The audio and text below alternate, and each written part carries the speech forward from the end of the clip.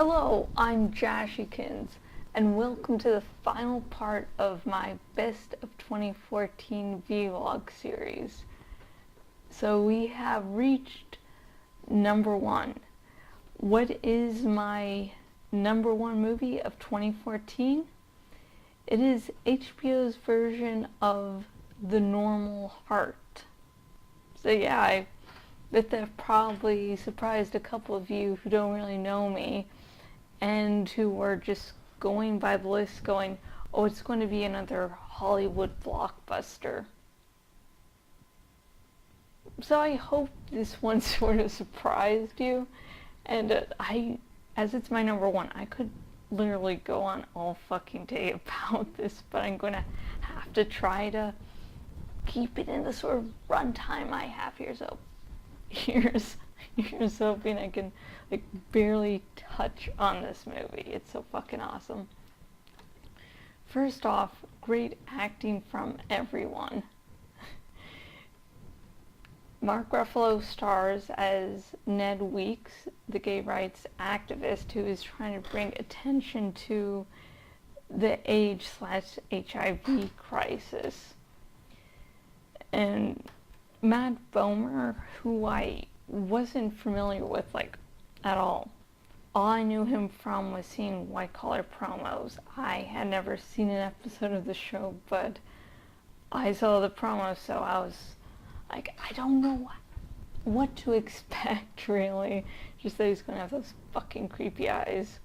And he did a good job. I mean, it was well cast all around.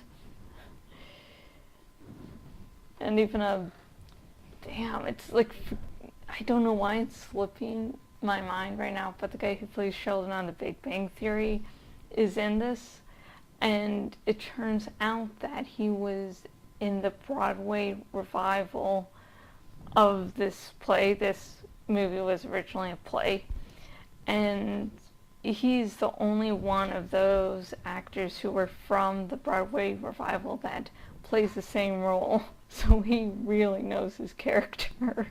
And it was sort of odd separating Sheldon from the character he plays, but it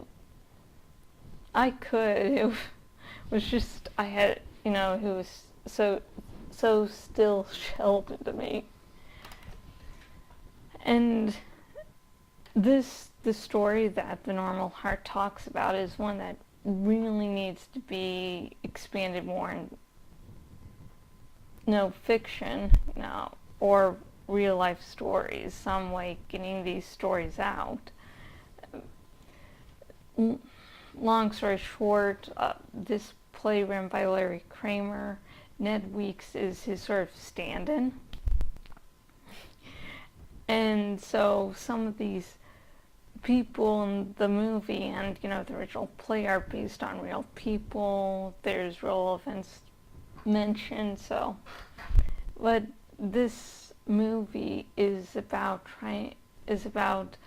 the gays trying to bring attention to this HIV/AIDS outbreak, which this was at the very beginning. This wasn't like a Dallas Buyers Club sort of timeline. This was before that. This was when it was believed, oh, only the gays can get it. Us straight people are safe. And so a lot of attention that should have been being paid to, the people in trouble weren't. I made a vlog of this on this YouTube channel, back when I saw the movie the first time, the only time. I'll explain that later.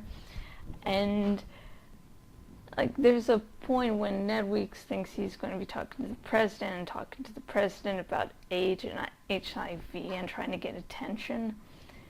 And he talks to this other guy first that, doesn't seem to be that concerned about, the HIV or AIDS as it concerns the LGBTQ community.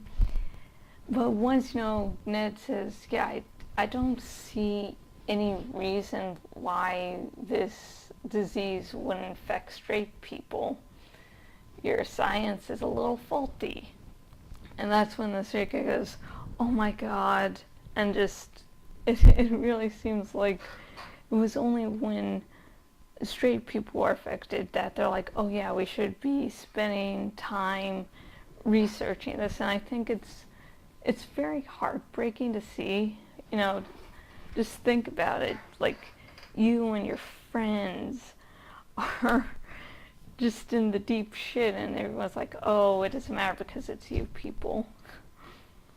And like there's like this one point when it seems that Ned was the one to get Felix, HIV and then AIDS. And as Ned Weeks is Larry Kramer's stand-in, and, Larry Kramer himself has HIV, the whole, yeah, I definitely do think Ned Weeks gave Felix HIV AIDS, and it makes it heartbreaking. I'm sorry I went off on tangent, but back on track. And finally, at least for today, you can, ask me questions below or talk to me in other places about this, but for today, this is the last topic covered. This is the movie that has made me cry the most in a long time. Like, I started tearing up during the fucking trailer, which never happens. And that's one of the big reasons it's not the number one on the list, because it made me feel such a deep emotion. Like, it irritated my asthma. And it was just so heartbreaking. I'm usually the cold, heartless bitch that may, like, tear up during, Mufasa's death at most. I was fucking bawling through this. I had to pause and go to the restroom and rinse out my eyes. So, yeah, it's one of those, to me, it's one of these great movies that I can only watch once. I mean, I wanted to review this, and so I made sure I didn't have to review anything else before watching it for the only time, because I was like, I'm probably only going to survive this one, so yeah. And since I seem to be running out of time there, if you want to comment below and talk about why you think The Normal Heart does or doesn't deserve its spot as number one on my best of 2014 list, please tell me. If you've seen the movie yourself, please comment below. And finally, tell me if it surprised you about my best of 2014 list, what made number one. And I wasn't tearing up. And I have been Jashykins, owner at jashykins.blogspot.com.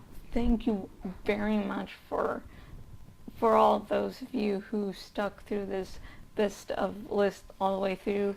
Thank you. Please tell me if you like this way of doing me doing this or not. And if you go to my blog, you can see where else I am on the web and say hi. There's a dragon that you can name if your name is chosen. You can advertise on my blog for a short time. And I have a writing shop open. So if you can draw, we can work out a trade.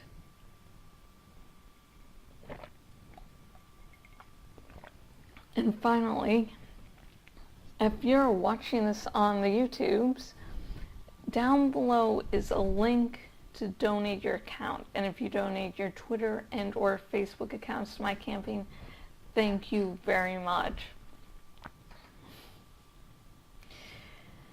Yeah, let's hope 2015 has some great movies.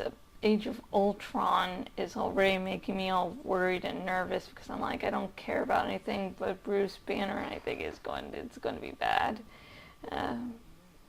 So yeah, I was hoping for a good movie year for 2015. And until next video, goodbye.